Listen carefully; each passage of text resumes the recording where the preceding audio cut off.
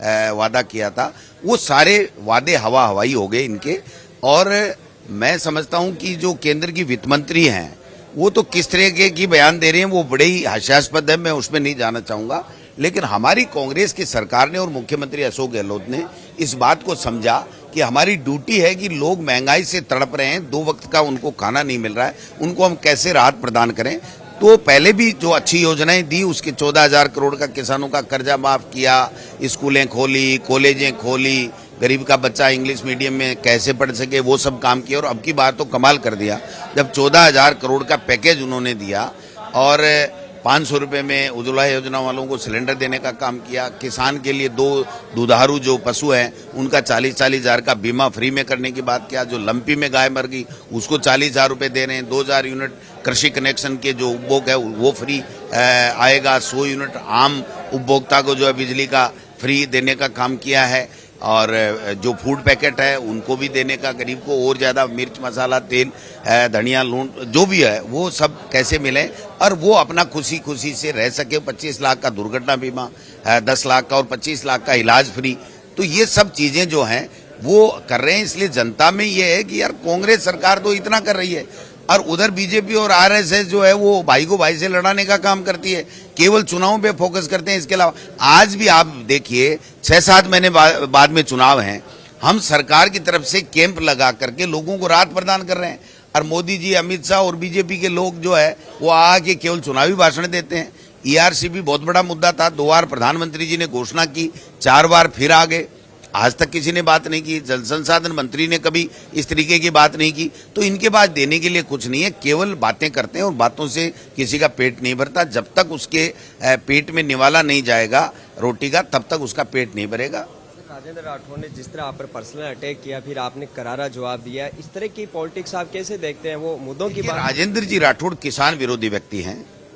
वो एक बार तो अपनी सीट छोड़ करके तारानगर चले गए, एक बार एक व्यक्ति खत्म हो गया चुनावी दौरान तो फिर बीजेपी का शासन बन गया तो ये आ गए।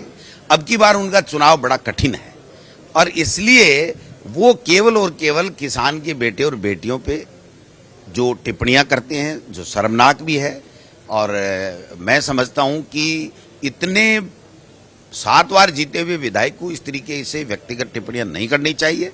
मैं उनको चैलेंज देता हूं कि उनमें दम है तो वो बीजेपी को जिताएं, हम में दम होगा तो हम कांग्रेस को जिताएंगे।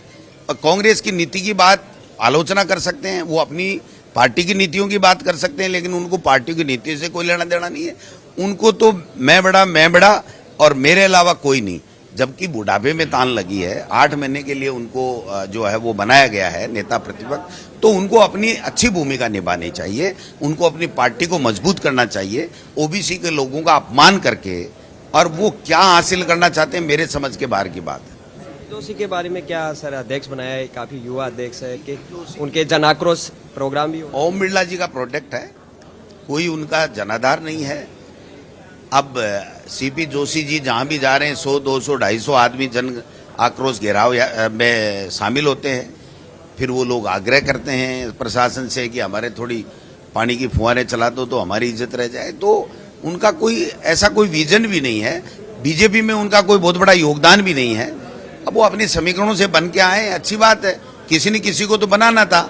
लेकिन अमित शाह जी और मोदी जी की बात के ऊपर मुझे हंसी आती है कि जब वो कहते हैं कि कांग्रेस ओबीसी का अपमान कर रही है, जबकि राहुल गांधी जी तो पूरे देश के 3600 कौमों की आवाज बन करके और उनके जो है वो कान खोलने का काम कर रहे हैं, उनको तो सदस्यता से बाहर कर देते हैं और ओबीसी का राग अल्पाने वाले यहाँ ओबीसी का अपमान करके और उनको पदों से हटा रहे हैं, जनरल को बैठा रहे हैं। अच्छी बात है, हम तो कहते हैं कि जाति से इसका मूल्यांकन होना ही नहीं चाहिए।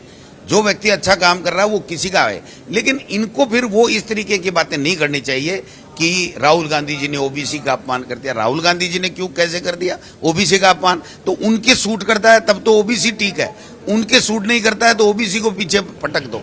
तो हम तो ये कहते हैं, हम तो उस पार्टी के सिपाही हैं जो 3600 कौमों को, सब जाति धर्म संप्रदाय के लोगों को साथ लेकर के चलती है, इसलिए हम तो सबको साथ लेकर चलने वाली बात करते हैं।